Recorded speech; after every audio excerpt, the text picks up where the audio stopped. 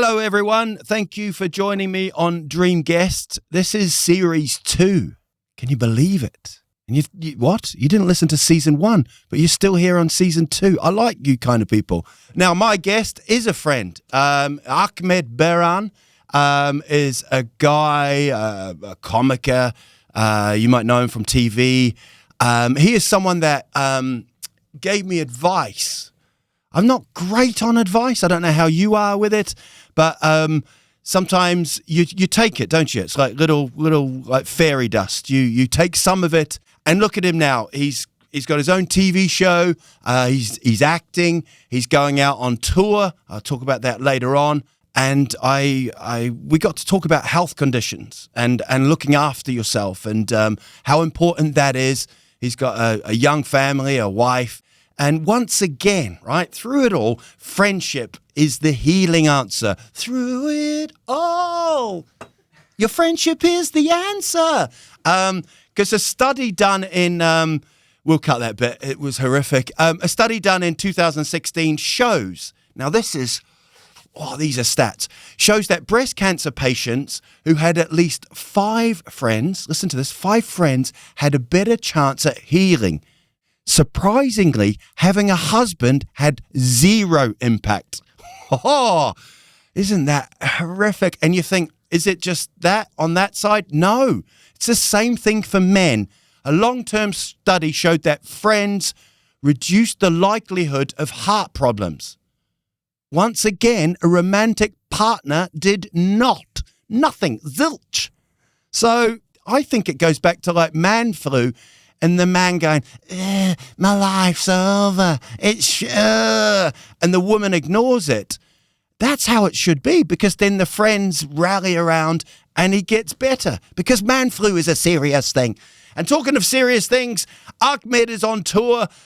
So if you like this podcast, go and watch him. If you don't like it, come and watch me, the master himself, the dream host, Al Pitcher. I am on tour. It's called Tid för skratt, and it is a time for laughter of all times. So come along, you will absolutely love it. Can't wait to see you, my little friends. And get them at alpitcher.com. But now, stop what you're doing, do what you need to, listen to me and Ahmed Berhan.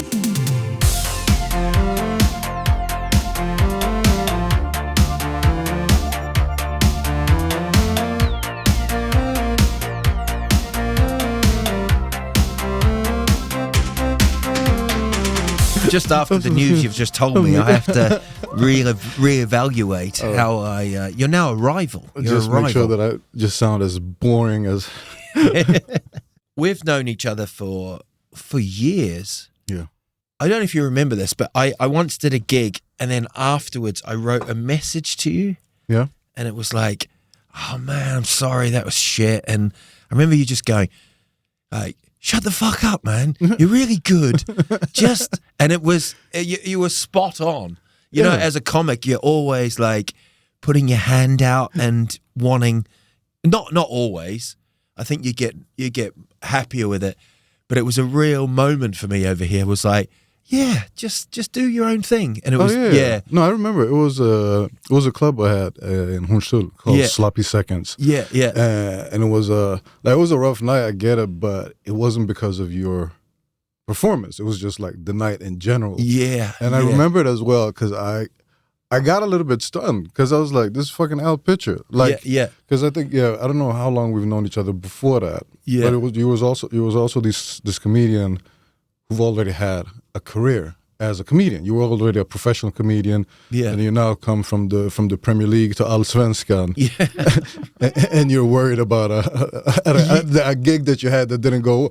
I remember because I was thinking a lot about it. I thought it was cool because it also showed like, you never stop doubting yourself. You never stop evolving. Like you always want to nail your sets. Absolutely. So that thing, I thought it was adorable. Okay. But I remember thinking like, no, you're fucking Al Pitcher. Like, sometimes. And then I think you blocked me afterwards. Huh? But no, that's really nice. No. That is kind of cool because I just went to everybody and said, "Did you know Al was a bitch?" It's just like this emotional wreckage. Look at this. Look at What's this. wrong Just with crying. him?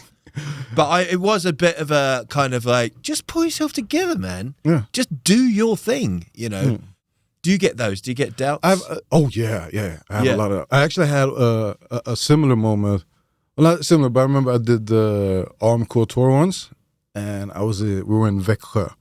I remember after the gig, I was so disappointed over my gig, and I was talking to Martin, and he was like, "Hey, what's up? Like, you seem a little bit down." And I was like, "Yeah, but the gig, I really wanted to nail it, and I don't get it." La, la, la. And I remember, and he just looked me in the eyes and he was like, "So you want to cry? That's what you want to cry right now?" And, and he kind of just started mocking me. And it just got me out of the route. It was like, "Yeah, okay, I had a shitty gig.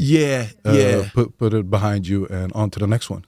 Yeah, I'm always quite encouraged when I hear people are still very sensitive. I think as comics, we are sensitive. Exactly, because we're working with our passion. And I think so when you have that ingredient as a variable in the whole thing, like you don't you can have certain gigs that you're like, oh, I don't care if I'm trying shit out, I'm working on stuff, like it doesn't matter. But when you come to the finals, you want to perform. Like you want to, all that shit, all those hours that I put down on stage is for this night. Like if it's a recording or it's a special gig, something, and you want to hit the home run, and when you don't get it, like you get devastated. Oh yeah. But like comedy is stand-up so immediate. Now you've got the success of the TV show, and you're Comedian of the Year. Oh yeah, I spoke to Kodjo about this. Very angry he is, very angry. But but congrats, man. Thanks. and well deserved. And it's with the TV show. Was this your idea?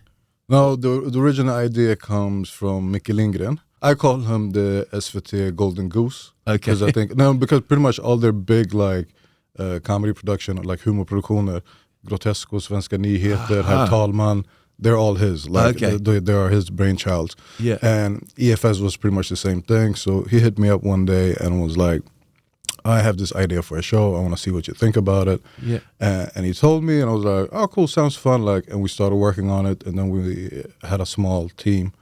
A couple of comedians and a couple of the ones that you see in the fixed panel, and we started meddling with the idea that he had. That's what became EFS. When we did the pilot, we had a blast because going into the pilot, we didn't really know what we had. We were pretty much like, this is either going to be like the funniest shit ever or the most racist shit ever. There's no in between. It's we're never going to work or we're going to work. That's how I work, to be honest. That's how I work. As a proud Kiwi, that's and that was that message way back then. I said to you, did I go too racist? You're like, you're our fucking picture, man. Can never go too. So we did the pilot, and when we came out from the studio, everybody was just so excited. Like we got the home run. Everybody felt like everybody that was involved, we were all just high-fiving and hugging. I was like, this was a blast. This is something. Yeah, we've got it. Yeah, exactly. And then I think it took like 3 months until we got the answer. They were like, until they greenlit us, and I was like, okay, we're doing a season 1. And from there on, it's just been a hell of a show. Like even then, when we started working on the first season, it's the same thing there. Like talking about doubts always come back. Yeah. So even if it was like, no, we had this amazing pilot, everything was just like bang, bang, bang. Now you start thinking, well, was it just a one-off? Yeah. Like, did we have a good date where everybody was just like on par and everything was just vibing? First day of shooting, okay? Yeah. We're super excited. Everybody's excited. I come to work and Ola Lindholm, which was one of the producers, and he was like, hey, check it out. We got like 100 more extra seats because it's been full. Like the booking has been full. So we got 100 extra seats. We're going to have like 300 people coming in the first day. And we're so excited, bam. Fast forward a couple of hours, and it's just like a few hours left to shooting. And Ola comes to me, and he was like, hey, you know this thing like, what do you call it in Swedish? Like Black People Time. That whole thing. And he was like, so how late do immigrant people tend to show up to events? And I was like, what do you mean? He was like, well, it's just like 1-2 hours to shooting, and there are not that many people here. And I'm like, are you serious? And I remember because here's the thing. So it was a Friday. It was in the beginning of June. So it was like the first week, it was hot. Like the weather was banging. it was graduation week, so everybody's on studentmottagning. So I remember like an hour before the shooting, I'm going back in the studio and I'm just seeing them taking chairs away, lifting chairs away. And I'm like, God, like how... we did have a small audience. I think we were expecting like 300. I think we had maybe like 120, or like 100 people, 120. Yeah. But that audience came prepared. They delivered, and we had a great first show. So after that, we was like, okay, now the ball's rolling. Does it depend on the audience, that show, you think? I think it helps. Yeah, I definitely think it helps because it helps the ambiance of the show. Like, I think our show is the only show that has gotten critiqued to the fact that they think the audience was too hype. Like, the audience was so excited, like, you know, every 30 seconds is just applause. With the audience that we have, due to the fact that they come from a different background, they don't have problem showing emotions. So when they're happy, they're fucking happy. When they don't like anything, they really don't like it. But so, it sounds great, man. And I even, you know, from my time here in Sweden, I think it is a thing that's needed. Oh yeah. You know, definitely. there was that calling out for this kind of thing. And you've had some kickback, I'm guessing, from people that don't like the program. Yeah, but I haven't seen that much of it. No. Because like when the show came out, I know like some of the people in the production that they were scouting everything. They were reading everything on the thing. I only take the good shit. So I wasn't really looking, because I figured like even when the show was getting done, like we figured like, oh yeah, there's gonna be a part of the population that's not gonna appreciate the show.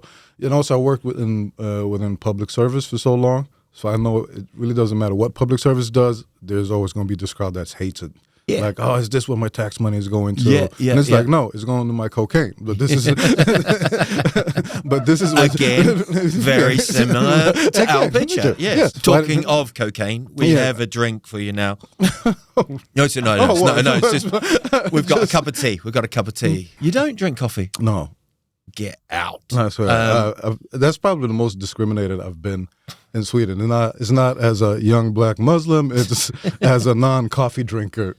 Wow, it's the same as like with the alcohol. I don't drink, and that, but I think it's more offensive to a Swede to actually not drink coffee. Oh yeah. Oh no, people always react. They're like, and they wait for the explanation, and I'm just like, I just don't drink it. Have you never drunk it? No, I get very pissed when I accidentally drink coffee. Like my wife makes fun of me because one time I think we ordered some from Espresso House, whatever. She had a coffee, I had my chai latte. So I was expecting this joy of sweetness and sugary taste, and then I got this dark, hellish, ashy flavor in my mouth. And got angry? Very. Wow. Yeah. And you're quite a calm guy, man. Yeah, so it's not bad angry. Yeah. It's very sweet. I was just knuckling up my fist in my pocket. And I'm like, go home and just be really angry with yourself. Yeah, no, the thing is, I've never drank coffee because, first of all, I think I have quite an addictive personality. Just due to the fact, like the way I used to smoke cigarettes and like with the weed and everything. Like if I find something I like, I overconsume it. Like I don't have the yante in me to be like, it's a Monday. So when I used to work at a retirement home. I used to work the night shift. And I remember the ladies that worked at the retirement home, they were so obsessed with their coffee that they were like, dude, I don't care if you don't change a single diaper during the night. I don't care if all the elderly are dead when we come in the morning. The coffee needs to be done. Like, I don't want to see you. I don't want to come in here 6:50 in the morning and see you prepare the coffee. I don't want to see you start the coffee. It has to be done. Like, and that's when I realized, I was like, oh, this is heroin. Like, I should not touch this shit. And also, like, even with tea, like, I drink like 5-6 cups a day. Yeah. So coffee was actually the only responsible decision I ever took in my life where I was like, this is not for me. That and cocaine. It was just, it was those two things. Did you ever work here? Like, or did you do comedy straight away? Like, did you ever have like a job? Well, originally I was working in the UK doing like the UK circuit. And the original idea was I would come here for 10 days, live, just live, I wouldn't die. And then 10 days I would go back and do the UK. Okay. So I'd work from like Thursday all the way through to Sunday. Okay. And it worked for a while. I was doing a lot of Skavsta, Stockholm Skavsta, you know, airport and bus there, and it was, sleeping on sofas in the UK. Yeah. And then it just sort of turned around to come here, basically. And I started picking up gigs here. I was going to say something like the rest is history. But yeah. But when did you realize, like, okay, you have an excessive fika culture in this country that is abnormal? I think it was the consumption of how much coffee it is. Okay. Do you know what I mean? Yeah. And how much it's like, oh, shall we have a bun with that as well? I think it was very much that. I was like, why do we have to have a cake with all of this? These, and they are, I mean, I've just been back to the UK, and I went to Vegas recently. Sweden is a very healthy nation, right? So we can afford ourselves some buns and cakes and fika. Yeah. But we've got that. We've got that now. We've got that. Well said, Ahmed. This is a fika that we believe is one of your favorites. Oh, yeah. Delighted with that. Indeed. Oh, yeah. Approved. Let me see.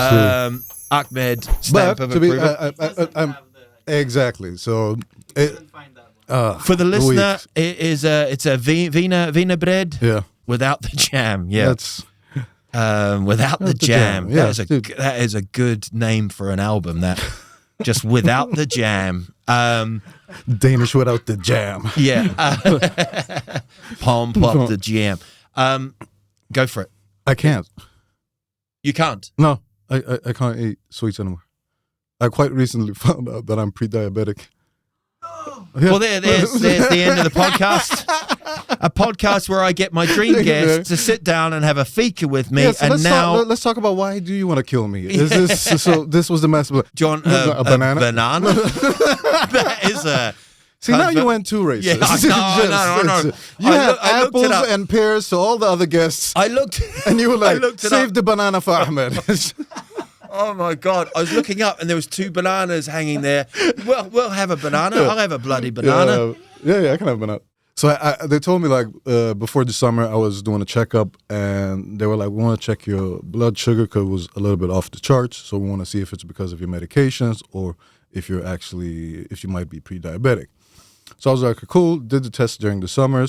Then they hit me up, and they were like, oh, you're good. It was probably your medication. You're not pre-diabetic. Go get some cake. Yeah. Bro, for 3 months, candy, cake, sugar. Just like I was, because you know what my real weakness is? Lösgodis. Like, I will bang the fuck out of Lösgodis bag. Like 1 kilo and it is done. And then they hit me up. They were like, hey, you have an appointment like for a follow-up.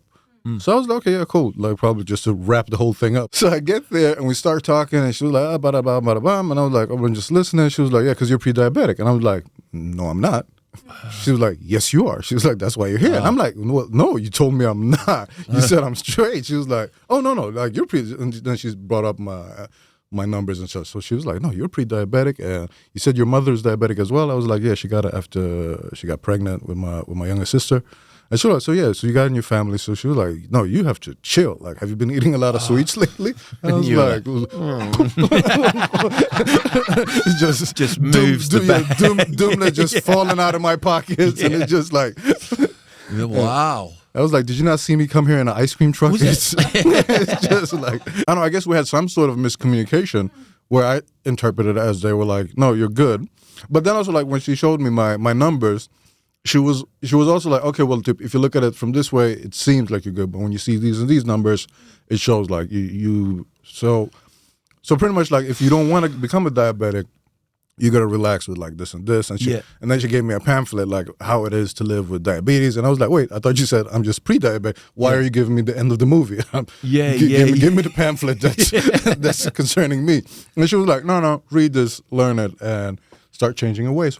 And you've had some health. Yeah, heart attack. I had a heart attack. You know what really got me, and it probably got Remember you when your even producer wanted to throw a banana at me? Not wanting, you didn't think your daughter would understand when you were having the heart attack. Yeah. Like, you didn't want to explain it to her, and it was, Yeah, I don't want to, because it was just me and her at home. Yes, right. And she was, what was she, like 2? Or 2? Maybe if she had, no, yeah, she was 2. So I didn't also want to panic out, like, I'm fucking dying, help. But So I try to keep it calm, but also thank God, like 2-year-olds are narcissists. So she wasn't looking at me like, I think this guy's dying. She was just like, hey, put on my shows. Like, I want to watch my show. So I'm laying on the living room floor, just croaking out. And she was like, put on Bully Boompa. And I was like, putting on fucking Bully Boompa. And then she was like hungry. And I remember talking about sweets. I remember I took her to the kitchen. And I was like, I got to give her something. And we didn't have anything. So I just gave her a spoon of Nutella. And I was like, we got diabetes in the family. Welcome to the club. So I gave her the spoon and then just like half passed out on the living room floor. My wife made it back home. And I had to call 911 and the ambulance was coming. So by that time, I managed to calm down. So so that shit happened. And then I went into the hospital. But I didn't realize it was something to do with my heart. Like, that's not what I thought. I thought it was just like, this got to be something corona related. Because this was during the pandemic. So I was like, either I got it and the test won't show it to me, or I've had it and it's some post shit. Or like, as my tinfoil friends were like, it's the vaccine. And then they did a blood test and they came back from that blood test and they was like, hey, how are you doing? And I'm like, I'm good. They're like, you sure? I'm like, yeah. They're like, great. Here's a sandwich. Here's something to drink. We got you a room. This is your bed. And I'm like, what's going on? And they were like, you're going to be here for a minute. And I'm like, why? And I was like, because I'm ice cold. I'm not emotional. I don't cry like Al Pitcher when I have a bad kid. I am a man. Okay, so the next day they came back and they were like, okay, it could be, and this would have been the worst part, they thought it could be something called hjärtattack. So that's what they thought in the beginning. And I was like, okay, well, what does that mean? They were like, well, if that's the case, you're going to be on sick leave for a while. And I'm like, what are we talking about? She was like, no, you can't do shit. So, like, you're going to be, like, in bed doing nothing. And then they did a couple more tests, and then they came back. They was like, good news. You had a heart attack. But it was a number of them, wasn't it? Oh, yeah. I had a bunch of... I'm a slow learner.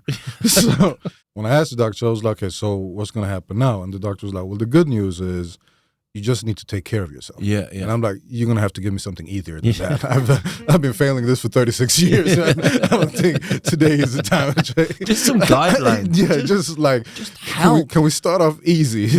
Yeah. No, but he was pretty much just like, okay, what you're going to need to do is, because you don't have any damage on your heart. Like, you came in at the right time. It was an artery that was clogged. We found the clog and like blew that shit the fuck off.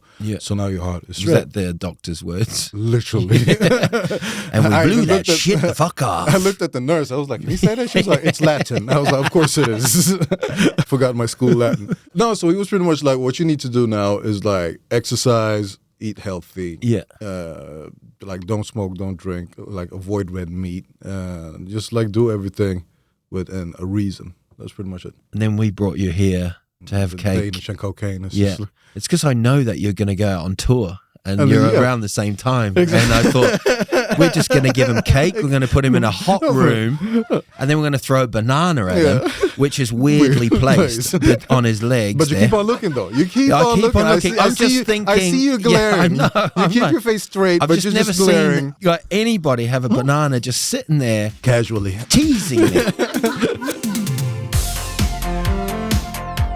Yes, you're going to go on tour? I'm going on my first solo tour. What's the name? The name's going to be Inget Driv, which is like, it is kind of a double entendre, and like Inget Driv, like I've never had like ambition. Okay. Like being ambitionless. And also Inget Driv as in like a Swedish version of No Joke. I was fitting with the name a lot and just thinking like, what am I going to call it? It's going to be my first show. Because at first, like, people were like, well, you should do the show about like your heart attack and maybe you should center on. I didn't really feel it because I've been talking about my heart attack on stage. So I felt like I've done it. But I wanted to talk about like, what are the things that I joke about? Most of the time, the stuff that I talk about is shit that I like.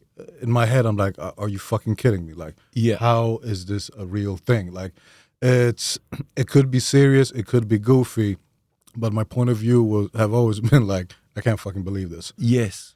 And also, because that's the weird thing, like, we've been talking now, like you said, I've had a couple of really good years, like with the show, with the awards, the Summer Plot and stuff. But the weird thing with it is I'm not the most ambitious person. So, like, even throughout my career, I've just been, like, bouncing. Just whatever happens. I've never really like taken my own reins and be like, this is what I'm going to do. But don't you think comedy is like, it's okay to not have ambition in comedy? But I also think it's a setup. And it's not a setup, but it's a little bit like the same thing that people think like, oh, if you're an artist, you got to be sad or you got to have issues and trauma. Have a sad story. That is what's going to make you go forward. Because I've always had this slacker personality. I always have been. Even like as a kid, my mom used to say, like, your laziness is going to be the death of you. Yeah. And I had a heart attack because I was actually doing stuff. So apparently being active was going to be the death of me. So I always had this, like, even when I used to do sports, I was good at sports. Yeah. And I realized, like, I could be good at stuff quite quick if I just put my mind on it. Yeah. But then something happens on the road and I just go from, okay. Yeah. Like, even same thing with comedy. I've been doing comedy for a long time. And the start of my career was like people, oh, this guy is quite funny. Like he has a unique voice, he got a talent. And then I had a couple of years where I was just like, It takes that though, to find your voice, to find what you want to talk about. I've been doing this now, I think in my like 16th year as a comedian, like from the first time that I went up on stage. I've been doing this for 16 years. And this is my first solo show. It's not like I haven't done anything. I went on the road for 8 years with Branne and Jonathan doing Sam. So I have been doing stuff in between. I've always wanted to do the solo show. At some point, I think every comedian wants to do it. Yeah, and everyone wants like a special that can put together and, you know. When we did the Sams, we had 30, 40 minutes each on stage. Yeah, which is a good bit and it's a fun set. But I also want to try my wings doing 60, 70, 80, 90 minutes. But it's also brilliant to have your own audience there. Yeah. They've come to see you, having your name on the ticket, and they're like, this is our person. I'm here for him. Yeah. That is what I'm talking about when I'm talking about like the lack of ambition. I bring up his name a lot, but Carl Stanley. Yeah. So when Carl started, I was kind of blown away because this guy was like, I know he says he's like, well, he used to be like 18, 19 when he started, but he's at least like 45 at heart. Like he was a very old little man. But Bilbo Baggins. Oh, very. I know, but something wise beyond. It's just like Benjamin Button's like thing where are you aging in reverse? Like I know he came like from the magic scene, so he'd been performing for a while. Yeah. But when he started doing comedy, he had such a professional way to look at it. Yeah. Like for me, when I just started doing comedy, and even for a very long time in my career, I was just like, I'll tell jokes. Yeah. Somebody paid me to tell jokes. Yeah. Then I go drink, I smoke, I live my life, I come back, I tell more jokes. And Carl Stanley was like, he treated like a 9 to 5. And I remember he asking me something, I was just like, where do you gather your fans? And I was like, what fans? And he's like, what do you mean? He's like, of course you got fans. I was like, no, I don't. He was like, well, it's not weird. He's like, because you don't have a homepage. You don't barely have social media. You never post anything. Like he said, and he was talking about like, there's nowhere for you to collect them. Yeah. Which I was like, this is genius. And then it took me 15 years after that. And I was like, it's the mystery cake. But we've got a mystery cake now, haven't we? Okay. So if you want to I get to do the honors. See, now you messed up. I fucking hate semla. Semla is the most heinous. Okay, this is a kickback. Most heinous pastry ever made, and I don't get why it got itself an entire day. Entire year, man. Yeah. No, it's ridiculous. Swedes are bullshit with their day. And now you ruined a good croissant as well. Because the croissant, I fuck with the croissant. Like, that's good, but a semla, no. If you're just listening and you're not seeing this, it is a semla underneath a croissant. And I'll be honest with you, Ahmed has not reacted well. I'm really appreciating my banana. Yeah. Do you like semla? I can deal with it, yeah. But I'm not angry about it like you are. Jesus.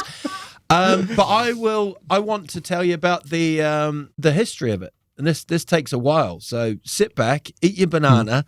This is going to take 45 minutes. Give me a light at 40. And then, like so often with Swedish fika history, there's a point when German or cultural imports have played a huge role. This was a case with a bun called the Heiseveckan. I don't know if I should have done the accent, but no. In the Middle Ages, Heiseveckan which later became the Swedish Fastlagsbulle or Fettesdagsbulle, was shaped like a cross, signifying its religious importance, which they used to burn and stuff, didn't they? Jesus. The tradition of eating at Heiseveckan was an opportunity to stuff one's belly before the beginning of the 40-day long fasting period before diabetes. No, before Easter. But these olden time pastries did not taste anything like today's buns. You would have loved it back then, I think. First of all, the sugar was missing. Mm-hmm. That would have been all right for you. In addition, the dough was boiled in salt water before baking. This is honestly pre-diabetes. This is. The bun was first hollowed out, then hollowed out bread was mixed with butter before putting the mix back into the bun and eating it. It was also customary to serve them in a bowl and pour warm milk over them. I've had that. That I've heard. Yeah. The modern semla with almond pulp and whipped cream was first served as late as the 1920s. The bun also changed its name to semla, a German loanword that goes back to the Latin similia, meaning finely sifted wheat flour. Similar. Today, the semla can be found in many trendy and creative shapes. Everything from a semla wrap to versions with gin and tonic flavour. Today, I don't know why I looked at you.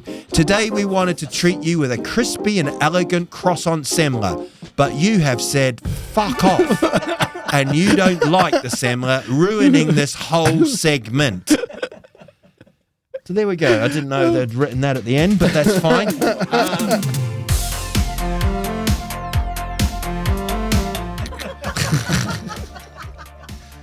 But I think your tour will be amazing. It'll be great. You're acting now as well? I've done some acting. Actually, I'm doing theater this season as well. So I did a play called 8 kvadrat, which was about two brothers sharing a room and like outgrowing each other, which was great. So we did that last year and we got great reviews. People loved it. So we're coming back. But yeah, so the theater is fun. It's been, but I wouldn't call myself like an actor. I'm not doing acting gigs like that, like stuff. That's what I'm talking about, like with the no ambition thing. Like, it's not stuff that I've chased. Like I have a lucky star out there, and shit keeps falling on my lap. I know I've done the work for it, and people find. But like for example, just getting the opportunity. Like the first play I did was Melodies. So I did Miseria. They just hit me up. They were like, "Hey, we have this part. Would you like to try it?" I did. I got it, and it was just such a great experience doing theater. Yeah. Especially for me, because like I don't do that many act outs on stage as a comedian. Like doing my comedy, it's just like I pretty much just talk. So it was fun doing theater, and just like, you know, all of a sudden I'm playing like this 16-year-old girl. So I had all these nails and a big fur, and I really got to act. Just trying act outs was fun. And now I'm doing the second play, same thing there.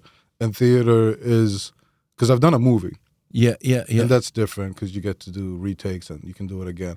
But theater has the aspect of comedy as in it's here and now. I remember doing a play at school once, and it was set in like the 1800s in Ireland, and this woman had like one line, and we waited and waited, and then she just realized it was her, and then she just said, I think we should just go to the shops and do some like shopping, and she just, it was like she was talking in tongues. She was gone, and no one jumped in and tried to help her. It was just, oh, poor, I feel so sorry for her now.